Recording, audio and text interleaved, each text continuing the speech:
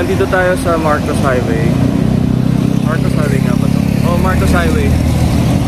Marami nagtatanong kasi kung saan ko pinagawa yung karo natin. Medyo maingay, highway tayo. And dito tayo kay Rafael Magtoto. Dito natin pinagawa yung karo. And since Holy Week na, ito yung mga karo nila ngayong ginagawa.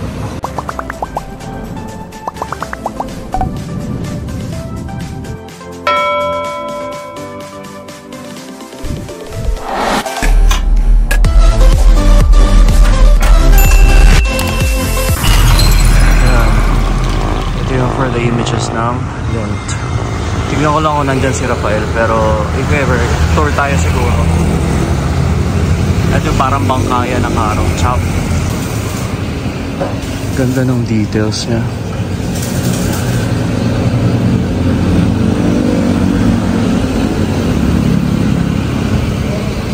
Halo.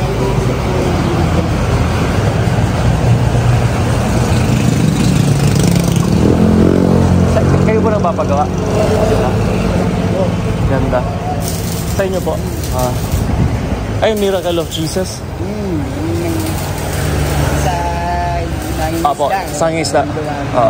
Saan kayo? Baliwag. Ganda. Oo, nagbike. Dumaan na ako. May nagtatanong nung number mo eh. Ibibigay ko Same number pa rin, no? Kamag-anak mo, hindi na tinanong, pero hindi na nagpagawa. Hindi pala bumalik? Hindi ko lang alam.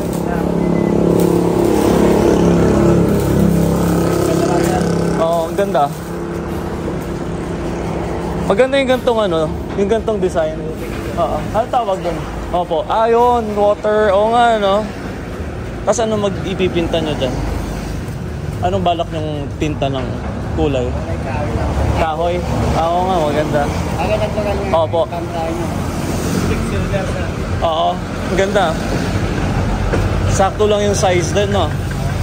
Para hindi mahirap tatlong figures ang nasa loob. Ganda. Opo, ang hirap. Oo, hindi biro ang yung sa amin, kinakain yung buong kasada. Oo nga po, nakikita ko sa mga videos Nakanood ako once doon. Sa Paumbong po kasi ako. And nakapagawa rin ako sa kanya dati. Mga gantong size lang. Sa amin kalaki yan. Opo Sabi ko Kahit na nga pinanihila. Oo nga, nakikita ko nga sa videos. Father Dennis. Doon pala siya. Galing siya sa amin. Opo. Sa Birgen. De primera salida nyo to ngayon? O bagong karo lang? Bagong karo. Meron na kayo dati o bagong imahe din? Ang gano namin sa San Juan. San Juan? Yun So dagdag na to? Ayos Sa parokya, pag-aalagaan sa amin. Opo. Okay. So antigo na rin yun, yung image niya? Hindi naman, bago lang din. Matagal na rin. Ganda. Pang klase talaga pag siya nang gumawa.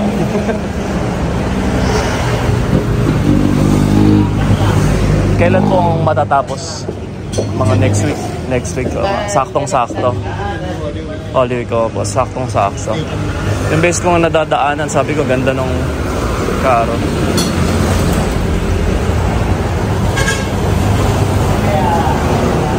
Oo nga po. Eto, bangka din to? O sa Birhen? Kaya tayo sa akin. Nalagay lang ng ukit. Okay. Dinisenyo lang. Parang plywood lang. Oo nga, no? Oo nga. Hindi, tinapalan mo ng disenyo nito, ng ukit. Pwede pala yun, Kalaban ng plywood. Opo, yung maangat agad, Kahit nakabalot ang pintura, Opo, sumusuko din. Maangat. Magbabalot. Nakailang karo ka na pang this year? Hindi na mabilang. May mga humahabol pa yan. May humahabol pa yun ng last minute, sigurado. Hindi na tinanggap ba? Ah, ito, yung gulong nito, ano pa rin, ano? Parang bakal. Maganda yung ganyan sir. Oo, mas madaling maniobra na, ano? Mas madaling ng bit-bitin. Kasi wala palitan. Ipapais ko pa sa yung ano, di ba naana yung likod na dikit ko kasi sa ano sa pader na may ano nung nag-pandemic. Hindi kinikilos. Opo eh. Pagkaalis doon sa ano garahe, ala. Pero hindi naman ganung bagsak, medyo nagka-damage lang. Okay pa rin naman. Naagapan. Opo. Nailalabas mo naman sir. Nailalabas mo sir. Oo, nailalabas pa. Magagamit pa. Siguro mga in 2 to 3 years papayos ko na. Parang hindi ka tumatanda, bumabata ka na bumabata. Kulay lang ito, hindi ka na. Magkukulay pa lang ulit. Hindi ka na naman kita nakilala kanina eh.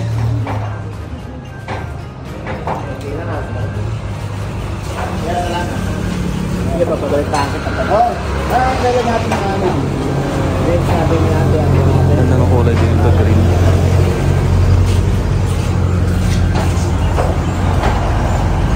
So plywood lang pala to. Ini-remodel lang na. Tapos pinatungan ng design.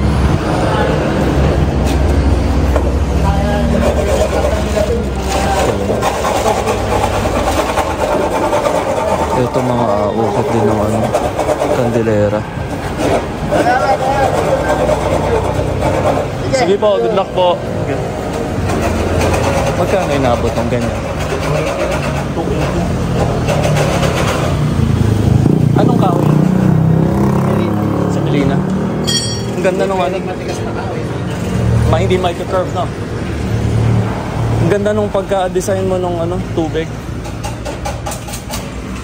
Kasi yung mga bangkang nakikita ko yung iba, plain na plain lang yung ano eh.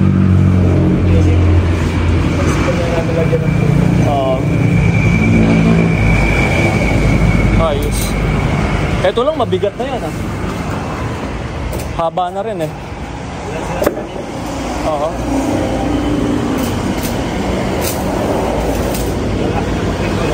Oo nga, kaya na yan ano. Pang ano yan? Elf ba yan at gulong? Oo. Kaya reserva lang yun sir. Talaga.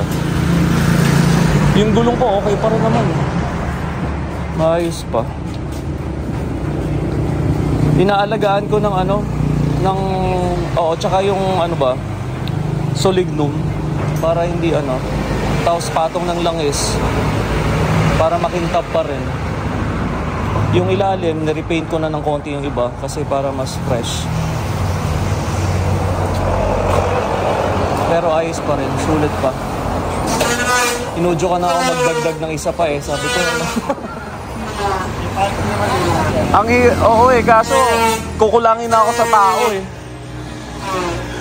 Eh kami-kami lang din naman eh, mga magpipinsan ang nag-a-attack. Okay din sa Oo. Oo. Tsaka gusto ko hands-on din ako pag nag-aayos lahat ng ano. Eh kapagod pero okay na rin. Dumaan na ako, sabi ko baka mamaya pagbalik ko, magbiyahe ako, hindi ko na maabutan tong ano mo, ilang electric pa. Ilang beses ko nang nadadaanan, sabi ko ang ganda nitong bago mo eh. Ilan na na-dispose mo na yare?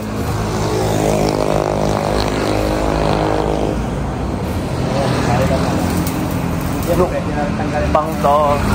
Nung nakaraang taon, ang dami, sunod-sunod na nakikita ko lumalabas dito sa'yo eh. Marami nagpapagawa, no? Lalo sa Bacolor, ang tayo ginagawa. Sa Bacolor? Oo. Dahil mo na siguro katolikong dami. tawag-tawag eh. Yun lang, sana nga.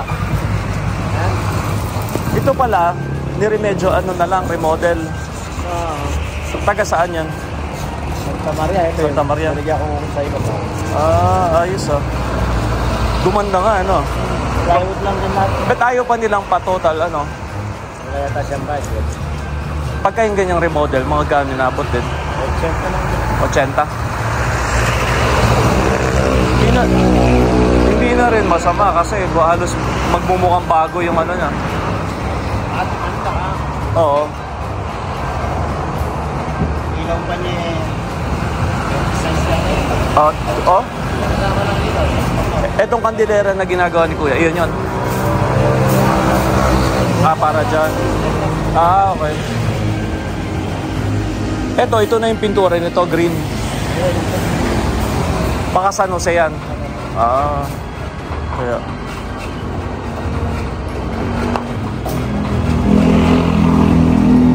Ganda nga, no? Halos ganyan lang din kasing taas yung sa akin, di ba? Ganyan nga.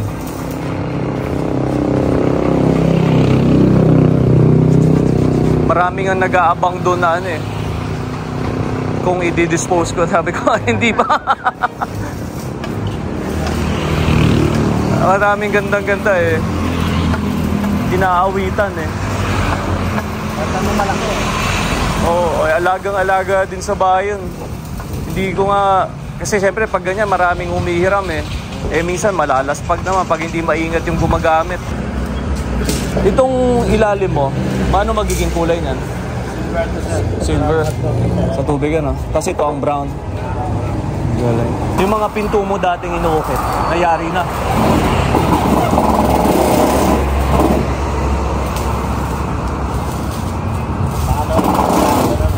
Retablo.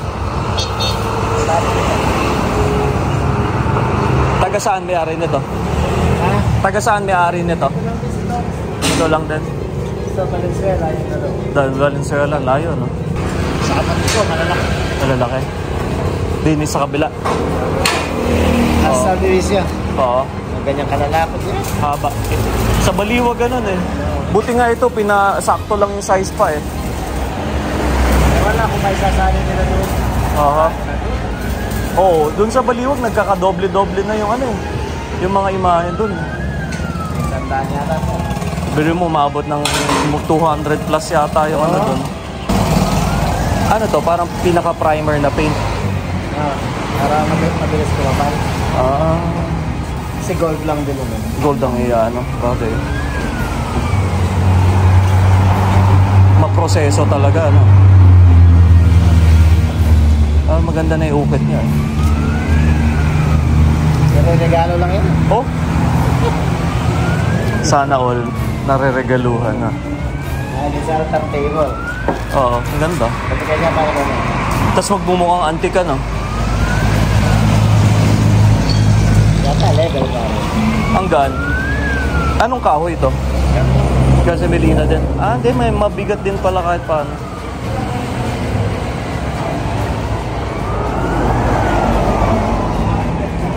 Panalo. May patay.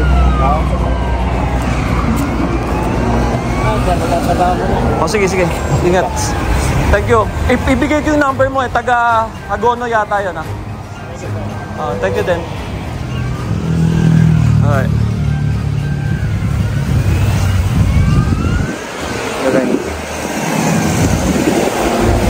Which is beautiful.